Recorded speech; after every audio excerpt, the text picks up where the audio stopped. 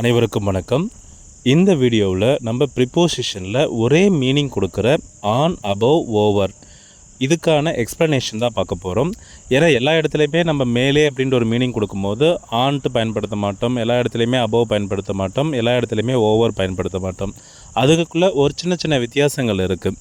அந்த வித்தியாசத்தை வச்சு தான் எந்த இடத்துல எதை பயன்படுத்தணும் அப்படின்ற ஒரு முடிவை நம்ம எடுக்க போகிறோம். சரிங்களா? இதுக்கு முன்னாடியே பார்த்திங்கன்னா ஆன்கான வித்தியாசத்தை தெரிஞ்சுக்கிறதுக்காக ஒரு வீடியோ போட்டேன். அந்த வீடியோ பார்த்துட்டு என்னுடைய ஃப்ரெண்ட் ஒருத்தர் கால் பண்ணி பர்சனலாக சார் இந்த வீடியோ போடுங்க அப்படின்னு சொன்ன பிறகு தான் இந்த ஆன், அபவ், ஓவருக்கான வித்தியாசத்தை நம்ம இதில் பார்க்க போகிறோம். அவர் எனக்கு கால் பண்ணி சொல்லும் போது கூட ஆன்கான சந்தேகம் இனிமேல் எனக்கு எப்பயுமே வராதுன்னு சொன்னார். அதே கேரண்டி தான் நான் எங்கேயும் கொடுக்க போகிறேன். இனிமேல் ஆன், அபவ், ஓவருக்கான சந்தேகம் இனிமேல் உங்களுக்கு வாழ்க்கையில் எப்பயுமே வராது அப்படின்ட்டு சொல்லி ஸ்ட்ராங்காகவே சொல்கிறேன். மேக்ஸிமம் என்னுடைய எக்ஸாம்பிள் பார்த்திங்கன்னா உங்களுக்கு ரொம்ப ஈஸியாக புரிய வைக்கும். ஸோ எக்ஸாம்பிள்ஸை நல்லா தெளிவாக பாருங்கள். இப்போ ஃபஸ்ட் கொஸ்டின் பாருங்கள். நம்மளுக்கு ஏற்கனவே ஆன், அபவ், ஓவர் இது மூணுக்குமே என்ன அர்த்தம்? மேலே அப்படின்னு தான் அர்த்தம். ஸோ இதில் நம்மளுக்கு எந்த சந்தேகமும் இல்லை. இப்போ ஒவ்வொன்றுக்கு என்ன வித்தியாசம் அப்படின்றது தான் பார்க்குறோம். ஃபஸ்ட் கொஸ்டினில் பாருங்கள். The book is dash the table. எப்பயுமே ப்ரிப்போசிஷன்னாவே பொசிஷன் ஆஃப் த சப்ஜெக்ட், அந்த சப்ஜெக்ட் எங்கே இருக்குது, எப்படி இருக்குது, இதை பற்றி தான் நம்ம சொல்ல போகிறோம். இந்த இடத்துல சப்ஜெக்ட் என்னென்னா திஸ் புக் இல்லை த புக்கு. சரிங்களா? அந்த புக்கு டேபிளில் எங்கே இருக்குது அதை பற்றி தான் நம்ம சொல்ல போகிறோம். அடுத்து செகண்ட் கொஸ்டின் பாருங்கள். The fan is dash the table. அந்த ஃபேன் டேபிளுக்கு எங்கே இருக்குது அதுதான் நம்ம சொல்ல போகிறோம். த பேர்ட்ஸ் ஃப்ளை டேஷ் தி ட்ரீ. பறவைகள் பறக்குது மரத்துக்கு எங்கே அப்படின்னு தான் நம்ம சொல்ல போகிறோம். ஸோ இது மூணுக்கான வித்தியாசத்தை பொறுமையாக ஒரு டைம் பாருங்கள்.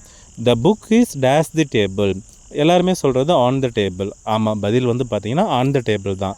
ஆனால் ஏன் ஆன் த டேபிள்னால் எப்பயுமே அந்த ரெண்டு பொருள் இருக்குது இல்லைங்களா? த புக்குன்றது ஒன்று, த டேபிள்ன்றது ஒன்று. இது ரெண்டுக்கு டச் இருக்கும்போது, ரெண்டுமே தொட்டுக்கிட்டு இருக்கும்போது அந்த இடத்துல நம்ம ஆன் பயன்படுத்தணும். ஸோ நல்லா புரிஞ்சுக்கோங்க. ரெண்டு பொருள் டச்சிங்கில் இருக்கும்போது தான் நம்ம என்ன பயன்படுத்துகிறோம்? On the table. இப்போ கையில் உள்ளங்கையில் சாக் பீஸ் வச்ச பிறகு தான் நம்ம என்ன சொல்லுவோம்? The chalk is on my palm அப்படின்னு நம்ம சொல்லுவோம் நம்ம. சரிங்களா? ஏன்னா டச்சில் இருக்கணும். செகண்ட் கொஸ்டின் பார்த்தீங்கன்னா the fan is dash the table. இப்போ ஃபேன் பார்த்திங்கன்னா டேபிளுக்கு எங்கே இருக்குது? டேபிளுக்கு மேலே தான் இருக்குது. ஆனால் அந்த ஃபேனும் டேபிளும் தொட்டுக்கிட்டு இருக்குமா இல்லை கேப் இருக்குமா? சீலிங்கில் இருக்கும். அந்த ஃபேன் பார்த்திங்கன்னா சீலிங்கில் இருக்குது. ஸோ டேபிளுக்கு மேலே, ஆனால் ரெண்டு பொருளுக்கும் இடையே கேப் இருக்குது. அப்படி கேப் இருக்கும்போது நம்ம என்ன வார்த்தையை பயன்படுத்துகிறோம்னா அபவ்ன்ற ஒரு வார்த்தையை பயன்படுத்தணும். ஸோ ஆன்னா டச்சில் இருக்குது, அபவ்னா டச்சில் இல்லை, கேப் இருக்குது அப்படின்னு அர்த்தம். அடுத்தது பார்த்திங்கன்னா மூணாவது கொஸ்டினில் த பேர்ட்ஸ் ஃப்ளை டேஷ் தி ட்ரீ. பறவைகள் மரத்துக்கு மேலே பறக்குது. இப்போ பார்த்திங்கன்னா இந்த ஆக்ஷன் பார்த்திங்கன்னா மூவிங்கில் இருக்கும். இந்த இடத்துல ஆக்ஷன் என்னது? ஃப்ளை பண்ணும்போது அந்த பறவை மரத்துக்கு மேலேயே நின்றுட்டு இருக்குமா இல்லை மரத்துக்கு மேலே இந்த பக்கம் இருந்து அந்த பக்கம் போயிட்டுருக்குமா? ஒரு பக்கத்துலேருந்து ஒரு பக்கம் மூவிங்கில் இருக்குது. ஸோ மூவிங்கில் இருக்கும்போது மேலே அப்படின்ற ஒரு மீனிங் வந்துச்சுன்னா அந்த இடத்துல ஓவர் அப்படின்னு நம்ம பயன்படுத்தணும். சரிங்களா?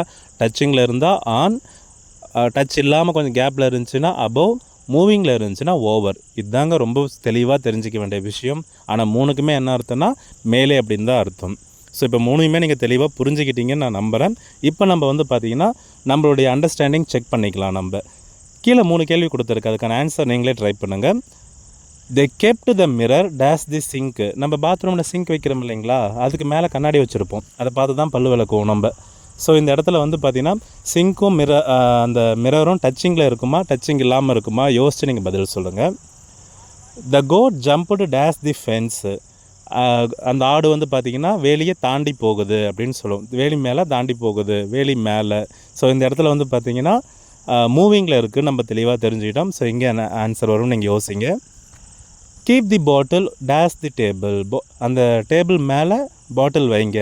ஸோ வைக்கும் போது டச்சில் இருக்குமா டச்சில் இருக்காதா? எஸ், நீங்கள் நினச்சது எல்லாமே ரைட் தான். ஃபஸ்ட் கொஸ்டினுக்கு பார்த்திங்கன்னா அபவ் த சிங்க் அப்படின்றது தான் ரைட்டு. செகண்ட் கொஸ்டினுக்கு ஓவர் தி ஃபென்ஸ் அதுதான் ரைட்டு. தேர்ட் கொஸ்டினுக்கு ஆன் தி டேபிள் அப்படின்றது தான் ரைட்டு. சரிங்களா? ஸோ ஆன்க்கும் அபவ்க்கும் ஓவருக்கும் இனிமேல் எப்பயுமே உங்களுக்கு பார்த்திங்கன்னா வித்தியாசம் மறக்கக்கூடாது. இந்த ஆன், அபவ், ஓவர் மாதிரி தான் இனிமேல் வர வீடியோவில் சின்ன சின்ன வித்தியாசங்கள். இப்போ இன்டூக்கு என்ன வித்தியாசம், அதே மாதிரி பிலோவுக்கும் அண்டருக்கும் என்ன வித்தியாசம், இந்த மாதிரி விஷயங்களை நம்ம அப்லோட் பண்ண போகிறோம். இந்த வீடியோ உங்களுக்கு பயனுள்ளதாக தெரிஞ்சுன்னா கண்டிப்பாக சப்ஸ்கிரைப் பண்ணி வச்சுக்கோங்க. வீடியோவை உங்கள் ஃப்ரெண்ட்ஸுக்கு கண்டிப்பாக ஷேர் பண்ணுங்கள்.